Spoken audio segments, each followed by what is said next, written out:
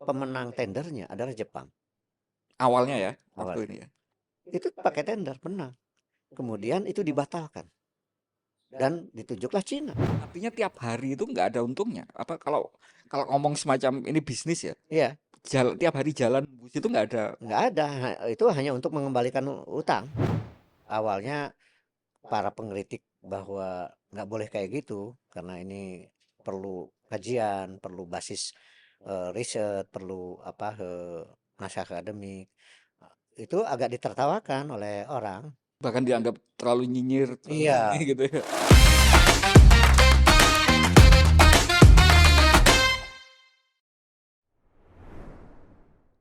Salam Pancasila.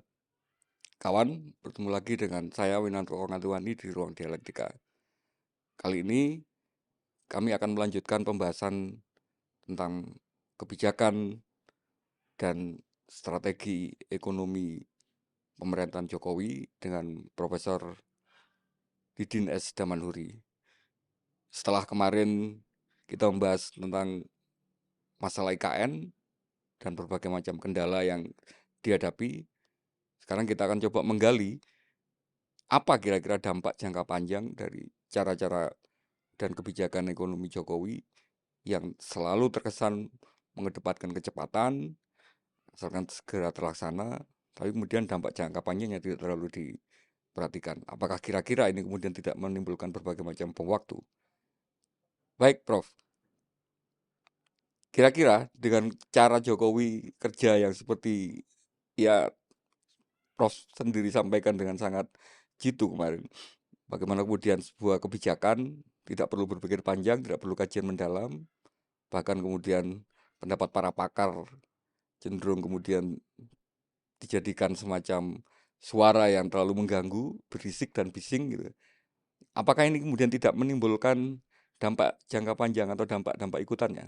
Iya, saya kira soal ada yang diselesaikan ya, misalnya yang mangkrak LRT MRT, ya mungkin jangan-jangan inspirasinya dari situ ya, Pak Jokowi ini bahwa apa cepat ngambil keputusan, laksanakan, laksanakan, laksanakan.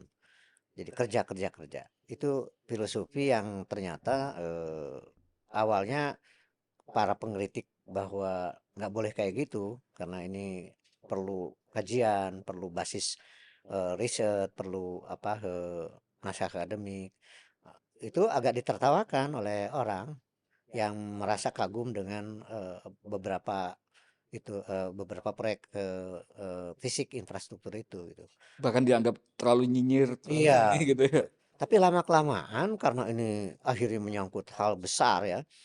Satu dimulai dari kereta cepat itu yang ditandatangani sebagai proyek kerjasama Cina Indonesia yang akan melibatkan BUMN ke BUMN, B2B Mm-mm. project gitu, yang tidak melibatkan APBN. Itu kalau jejak digitalnya tinggal di itu ada itu dari Presiden Jokowi bahwa Dijanjikan ini murni swasta, nggak murni ada sama swasta dan sebagainya. Ternyata karena ini tidak ada apa ya, kan bukan janji kampanye juga gitu, membangun itu. Lalu kemudian masuk menjadi apa namanya ada pilot project yang disiapkan gitu dengan feasibility study, naskah akademik yang bagus, antara lain mestinya hati-hati kalau kerjasama dengan Cina investasi itu selalu turnkey project macam-macam itu Sri tidak Lanka ada sudah kajian membuktikan gitu iya kan, negara-negara yang negara dari lain Afrika itu. akhirnya benar tuh terjadi itu. Awalnya tuh ada kata Pak LBP ada cost of run. Kemudian tidak ada tidak diaudit dulu langsung setujui. Jadilah APBN. Sekarang munculnya adalah Jadi hutang. kita per bulan 226 miliar. Jadi kalau kira-kira per tahunnya itu berapa? 3 triliun gitu atau pokoknya hitungan nantinya tuh kira-kira di atas 100 triliun. Kita mencicil selama 30 tahun. Jadi sudah jadi beban APBN. Benar, Prof. Artinya tiap hari itu nggak ada untungnya. Apa kalau kalau ngomong semacam ini bisnis ya, Iya, tiap hari jalan bus itu nggak ada. nggak ada. Itu hanya untuk mengembalikan utang dan ternyata sepi kan. Jadi ramenya itu mau lebaran gitu, mau ada hari-hari ini Hari libur mungkin ya. atau orang elit penasaran pengen nyobain gitu kan. Ya kalau nyobain kan sekali aja Ya kan kalau sudah ya makanya masa mau terus. bukan kebutuhan. Saya kalau secara pribadi lebih suka ada mobil sendiri ya, makan dulu di Bisa ini mampir gitu. sate Marangi Iya, gitu sate ya. Marangi kan enak kan 3 jam gitu kan. Jadi udah mulai itu. Kemudian masuk kalau tidak salah ingat ke mega project yang lain, Benar, yaitu Prof. pelabuhan Masih udara. masih kereta dulu. Tapi dengan kondisi seperti itu ini mau diwacananya mau diteruskan sampai Iya, Jakarta Surabaya. Surabaya. Makanya Mm-mm. ini Dan gimana dan logiknya? saya agak curiga lagi nih, karena gini. Jadi kereta cepat Bandung Jakarta itu pemenang tendernya adalah Jepang Awalnya ya, waktu awalnya. ini ya. Itu pakai tender menang.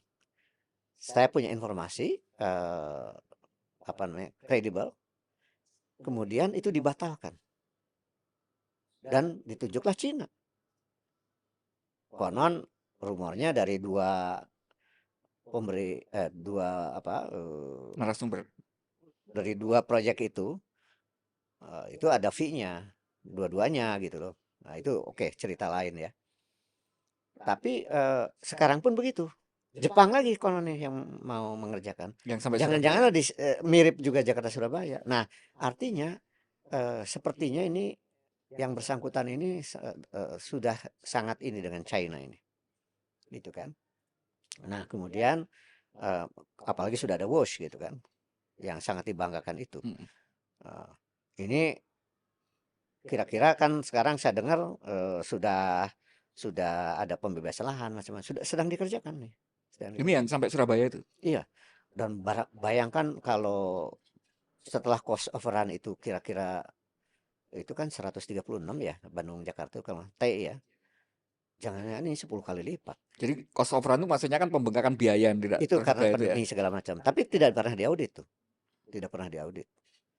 Yang harusnya kan benar nggak dari kira-kira 80-an menjadi 130 itu benar nggak gitu. Kan tidak pernah diaudit. Lagi-lagi demi untuk waktu itu untuk biar segera bisa diresmikan gitu. Iya, seperti ini. Nah, ini hati-hati. Karena beban APBN juga nanti jangan-jangan. Bukan jangan-jangan, saya punya keyakinan nanti akan APBN juga. Kayak gitu kan. Biasanya kan benchmark gitu kan. Kalau Jakarta, Bandung seperti itu. Nah, ini. Kemudian pelabuhan udara di mana-mana dibangun. Kemudian ternyata tingkat huniannya rendah. Aksesnya belum dibangun gitu. Oh, juga di mana-mana. Termasuk di Papua. Dipakai main bola pula oleh pemuda Papua gitu. Akhirnya banyak tol dijual kembali. Kemudian Kuala Namu juga. Pelabuhan udara yang katanya internasional ada sekian belas akhirnya jadi tidak dibatalkan sebagai bandar internasional dan mulai ditawar-tawarkan ke pihak asing. Yang mengerikan ini kan Soekarno Hatta katanya mau ditawarkan juga itu. Jadi apa gunanya gitu? Proyek-proyek infrastruktur yang ribuan triliun itu karena tidak ada basis kajian yang memadai, kemudian oh, apa yang terjadi? BUMN pada rugi. Karena Jadi dipaksa untuk ini. BUMN dipaksa. Lalu memang itu utang-utang BUMN untuk membangun itu kan tidak masuk APBN dulu. Jadi itu BUMN sendiri cari utang. Dampaknya apa? Ternyata rugi kan, berbagai proyek-proyek infrastruktur itu rugi. Lalu apa yang terjadi? Dijual. Nah, ada lagi yang dikorbankan yang tidak diberitakan. Ratusan atau berapa ya dan triliun ya ininya. Itu supplier. Saya punya cerita langsung itu, Bro. Iya, iya. Jadi teman Tidak dibayar. teman itu yang subkon itu ya. Dulu ya namanya subkonnya proyek karya itu Iya, wah jaya, Bro. iya, Dapat iya, iya, dapat iya. SPK itu sudah Iya, uang karena uang dari bank udah lancar itu. benar-benar Iya. itu. Nah, ini katanya 2-3 tahun terakhir ini dapat Iya, SPK-nya dari BUMN ini nangis dia katanya. iya, iya. Ada yang sampai jual rumah yang di tingkat subkon ini ya. Kakak, Karena kak, kan nggak bisa janjiin nunggak bayar kuli kan iya. yang kerja. Akhirnya apa? Kan diproses pengadilan kan, dinyatakan pilot, sehingga keputusannya apa? Jadi para subgon itu dianggap memiliki itu, memiliki saham, entah kan ada yang 5 miliar sampai 10 miliar Mhm atau mhm. mulai dari 2 miliar segala macam. Kemudian karena ini ada kakak saya yang bilang, "Saya apa benar saya punya saham di apa sebuah BUMN karya gitu. Lalu apa dampaknya terhadap perusahaan saya?" Itu hampir 5 miliar tuh. Itu pada nangis tuh. Coba ada ratusan orang pada syukur itu pengusaha menengah dikorbankan dan BUMN-nya kemudian rugi kan. BUMN karya itu pada rugi kan. Jadi ini dampak ke Bom waktu apa, lagi ya. bom waktu Jadi lagi. satu sisi kemajuan infrastruktur yang katanya dibanggakan sebagai Hmm, capaian itu ternyata menimbulkan iya dampak-dampak yang apa, karena eh, saya nggak ngerti ya mindsetnya apa gitu. Kan tadinya awalnya ada satu studi yang mengatakan bahwa eh, logistik indeks kita itu terendah di Asia. Jadi ya ya harus itu benar, itu harus benar. harus diperbaiki dengan intervensi infrastruktur Infrastruktur dipercepat ya, gitu ya. konektivitas Konektivitas. diperbaiki. Betul itu. Tapi ketika itu dipilih sebagai proyek yang tidak berbasis kepada Ya, knowledge ya, ya, ya. and evidence Dan base, asal-asalan gitu ya. asal-asalan dan tidak governance dan kemudian hanya ingin apa ya, nggak ngerti saya. Tergesa-gesa, gerusukan Iya, segala iya. macam, Saya kerugiannya segala macam. Dan bahkan tadi kalau lebih jauh misalnya apakah infrastruktur ini juga memperhatikan nilai-nilai masyarakat? Lebih jauh lagi itu. Ini untuk soal ini aja, soal sustainabilitas dari sisi finansial saja, yang dampaknya ke APBN saja. Itu problem berat itu. Dan dampaknya ke utang. karena tadi misalnya Prof bilang tujuan untuk memperbaiki indeks logistik ternyata kan nggak naik juga itu dengan Ada proses. kenaikan betul Nah, dari tapi kemudian sisi itu. dalam Tetapi dalam kemudian turun lagi, artinya karena kemudian mungkin ya ketika turun lagi itu tidak substansial ininya sumbangannya terhadap konektivitas. iya Misalnya iya iya. apa? Itu tol Trans Jawa itu konon tingkat utilitasnya rendah. Iya iya. Nah, jadi hanya lebaran Tingkat pasti. utilitasnya rendah, Apalagi yang Papua maintenance-nya maintenance-nya itu. mahal gitu. Iya. Ada temen itu punya analogi yang menarik. Kalau tol Trans Jawa itu mengasumsikan bangun masjid dengan ngukur utilitasnya itu waktu Jumatan. Kalau Itu waktu Jumatan memang rame butuh ininya, itu tapi hanya waktu itu hari-hari aja biasa. seminggu itu atau lebaran setahun itu. Aduh.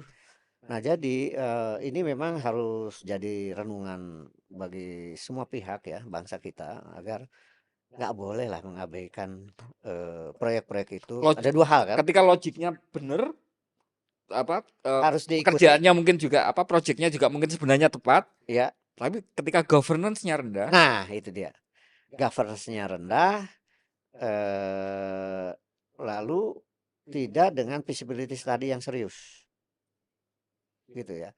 Feasibility study itu misalnya, apakah pelabuhan udara yang katanya di mana-mana internasional itu sudah apa benar sudah dihitung apa cash flow-nya berapa mobilitas yang internasional itu mana saja lalu bakal berapa meningkatkan tingkat ini eh, seberapa gitu ya. kan dengan akhirnya dijual kembali kan berarti kan gagal kan artinya sebenarnya tidak ada feasibility study yang serius kan gitu dari semua jadi ini kalau bahasa orang-orang sinetron ini kejar tayang gitu loh.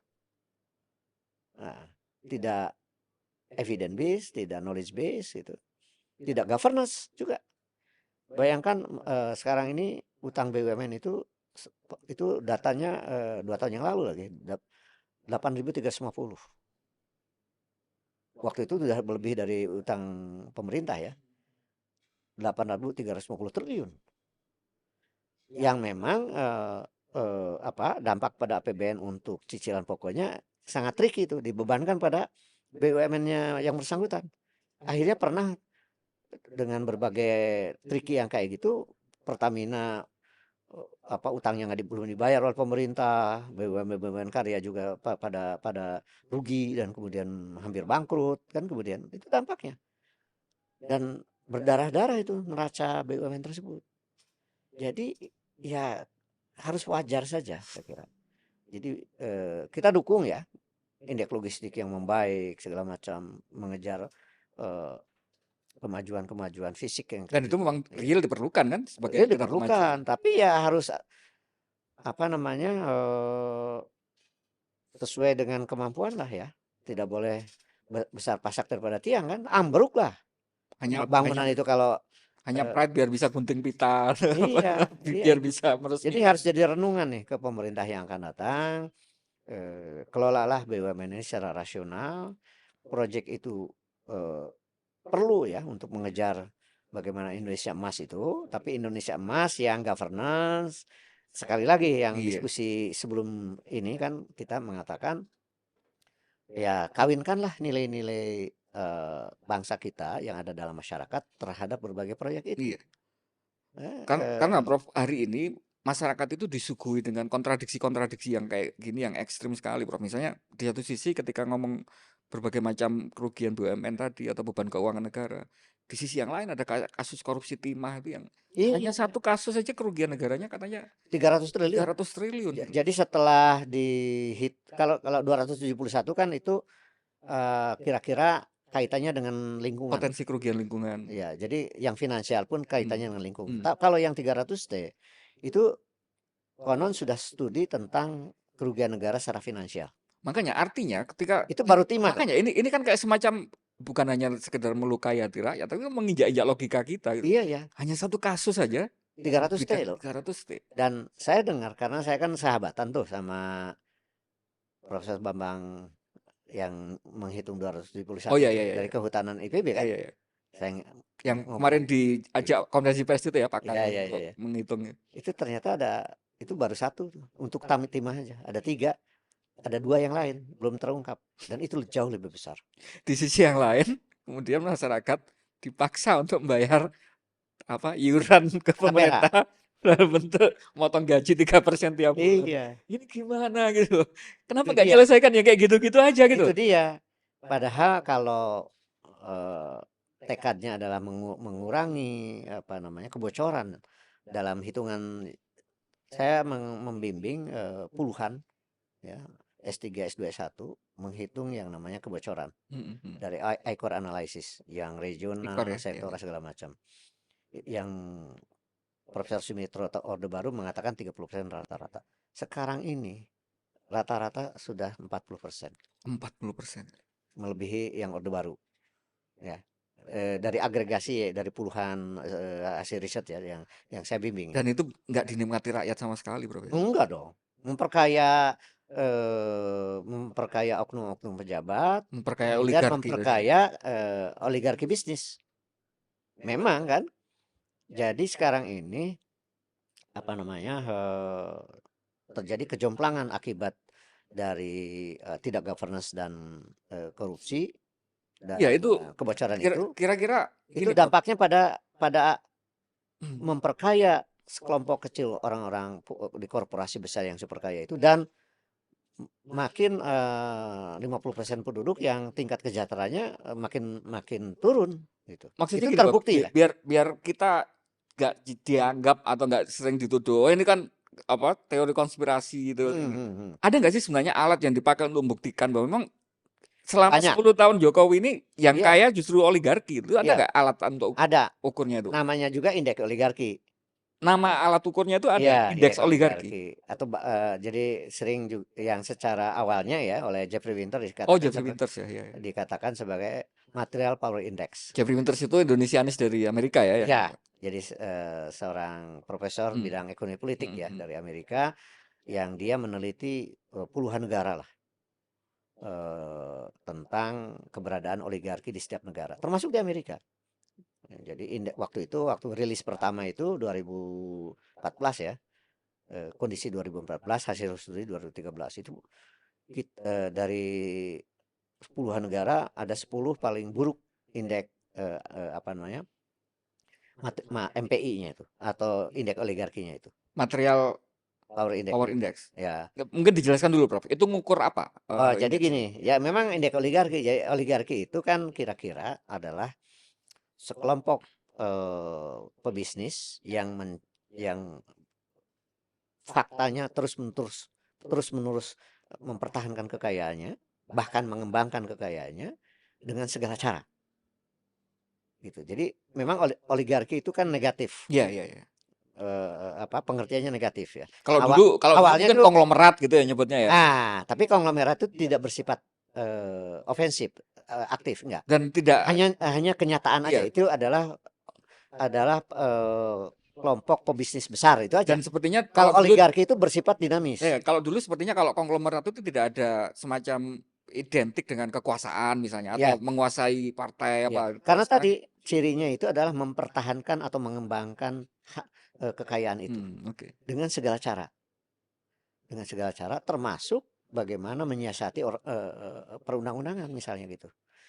Eee, karena memang ingin mempertahankan kekayaan gitu. Sebenarnya wajar aja orang kaya ingin tetap kaya, wajar. Mhm. Tapi ini sebuah studi yang ingin mempelajari, Seberapa berkuasa mereka gitu. seberapa mereka berkuasa di sebuah negara, termasuk di Amerika. Dan itu bisa ya diukur ya? Iya diukur, memang secara sederhana akhirnya dipilihlah, tentu aja ada backmine-nya ada ya, mengapa 40 orang gitu. Jadi yang dilihat adalah 40 orang yang paling kaya secara rata-rata Di satu negara. di sebuah negara dibagi dengan income per kapita, GDP per kapita. Nah, waktu itu, Indonesia adalah sudah kedua terburuk di dunia, gitu ya, waktu itu. Nah, Yang 2014, studi iya 2014. 2014, kalau nggak salah angkanya itu, 478.000 kali lah gitu ya. Kemudian Maksudnya gimana? 478 kan ribu kali itu? kan 40 orang terkaya Mhm dibanding income mhm. per kapita itu ribuan kali ternyata gapnya itu. Gap antar orang super kaya, bahasa populernya adalah mengukur gap orang super kaya yang dia terus menerus mempertahankan Mhm kekayaan dibanding dengan mhm. income per kapita Rata-rata gitu ya. rata-rata. Ini rata-rata dua-duanya. Jadi katakanlah hari ini rata-rata kita, 5 ribuan dolar ya. US dollar Kalau itu di 400.000 empat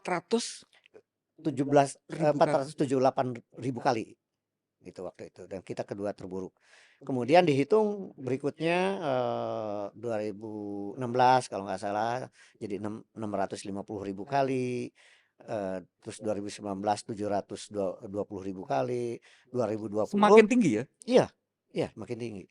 Terus menjadi 750.000 kali. Nah, setelah itu saya hitung sendiri bersama Dengan ada dengan parameter yang sama ya ada Prof sendiri persis gitu? persis parameter yang saya pakai betul Jeffrey Winter itu. Jadi saya kebetulan juga membimbing seorang mahasiswa S3 yang di tingkat ASEAN. Awalnya itu. Jadi mengapa saya menghitung sendiri karena saya Kebetulan membantu mahasiswa bimbingannya pakai ya metode itu. di ASEAN itu terburuk sudah gitu. Dan itu terus menajam memang keburukannya. Yang menarik itu ini Filipina. Itu membaik indeks oligarkinya. Oh malah ada yang membaik? Itu karena rupanya setelah Marcos tidak berkuasa lagi itu membaik. Nah, setelah Bongbong karena dia akan mungkin berusaha ingin kayak Marcos lagi, ya nggak tahu nanti indeks oligarkinya kayak apa. Yang menarik itu. Bongbong itu kayak neo orde barunya Orde gitu ya, barunya ya gitu, Marcos gitu ya, ya. kira-kira gitu.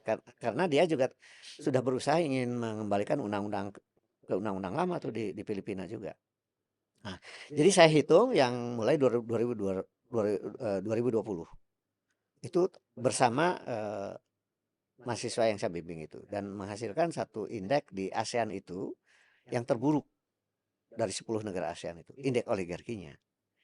Nah, saya hitung lagi yang terakhir 2023, 2024 belum.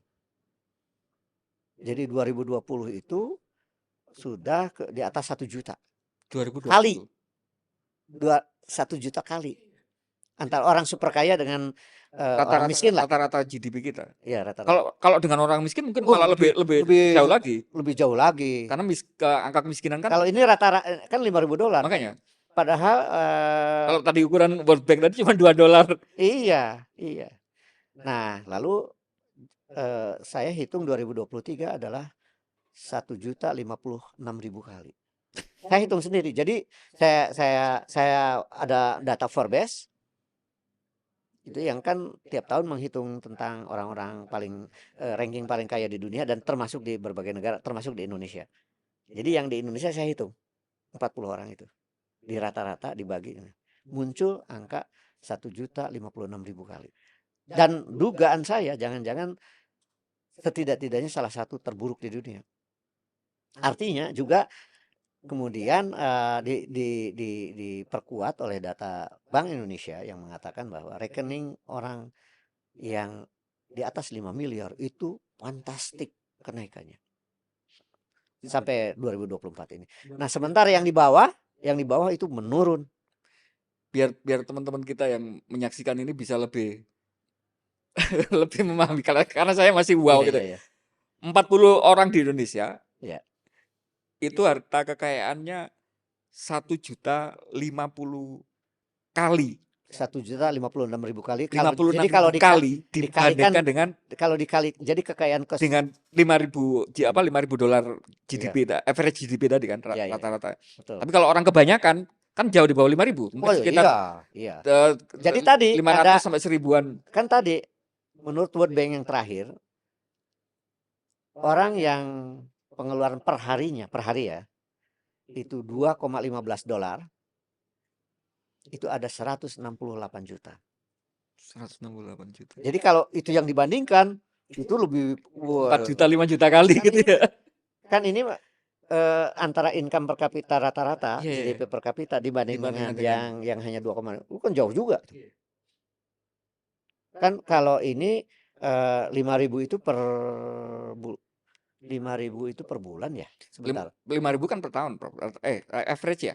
Average income per kapita Iya. itu ya per tahun ya, per tahun. Nah, jadi ini bisa dikalikan kalau orang miskin gitu, orang-orang rata-rata orang miskin itu 2,15 gitu kan, per hari, nanti dikalikan per bulan, per Iya. tahun, itu pasti jomplang dengan income per kapita pasti. Artinya secara objektif real ada datanya, tingkat kesenjangan kita antara masyarakat biasa, nggak usah masyarakat paling miskin lah, Iya, masyarakat iya, biasa dengan iya. para Makanya saya oligarki ini betul, ketika memperingati Hari Pancasila, semakin saya sudah menyimpulkan berdasarkan data-data itu bahwa problem Indonesia sekarang ini di peringatan hari lahir Pancasila adalah problem ketidakadilan sosial yang memburuk selama 10 tahun terakhir ini. Itu dikutip oleh beberapa media, ada Republika yang ngetip dan sebagainya, ada. Kemarin saya kan memberi analisis ya tentang Hari Pancasila kaitannya dengan apakah kita makin adil?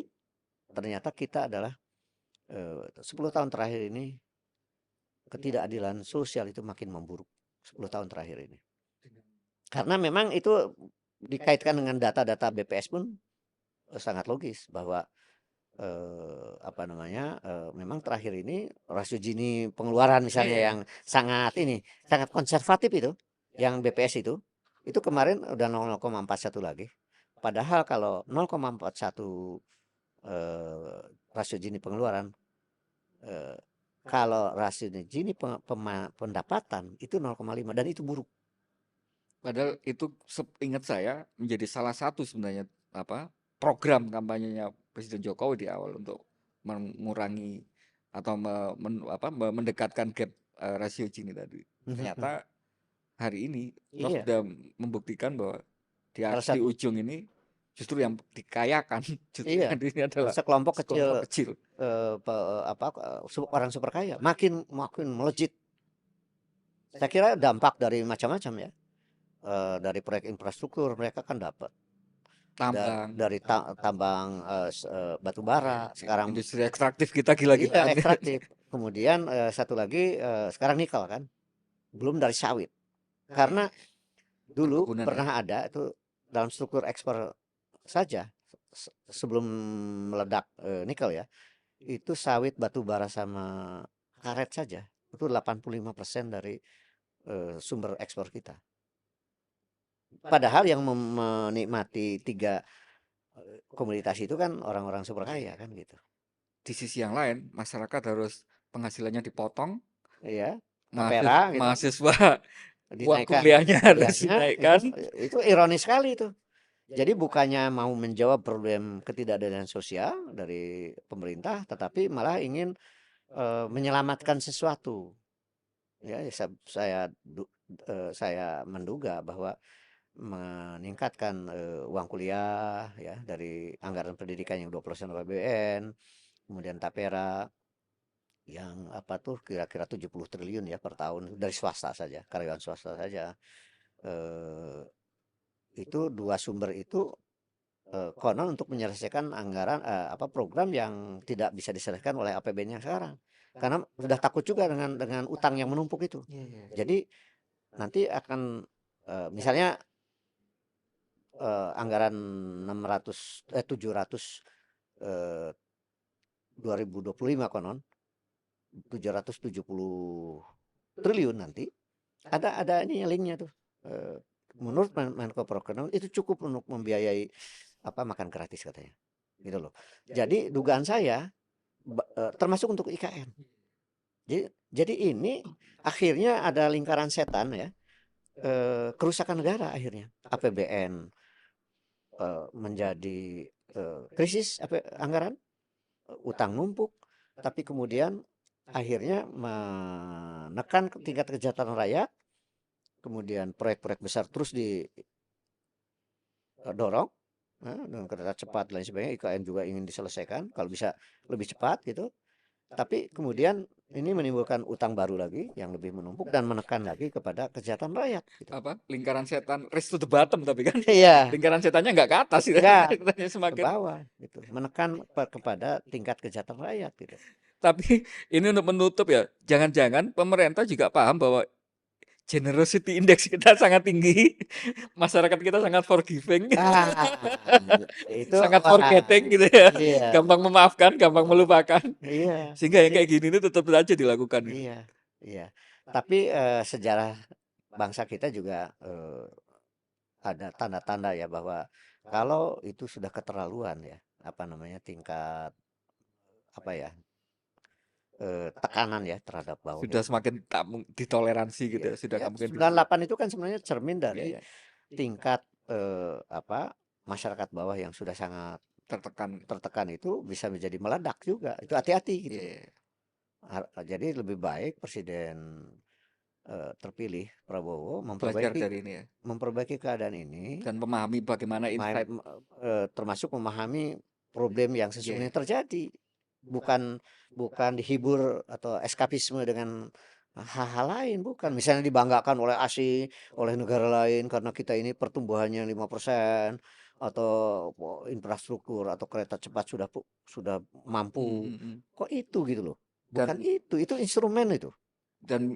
visinya dia untuk kemudian dalam tanda petik melanjutkan itu tidak serta-merta mengcopy paste Iya, melanjutkan keseluruhan itu. itu adalah ya itu bahasa bahasa ini aja formal ya. Tapi metode dan caranya Oh governance-nya iya, perbaiki dong gitu. tapi bahwa dan dia juga dalam apa debat antar calon presiden mengatakan melanjutkan itu bukan berarti tidak ada perbaikan. Iya, Dia bilang, iya.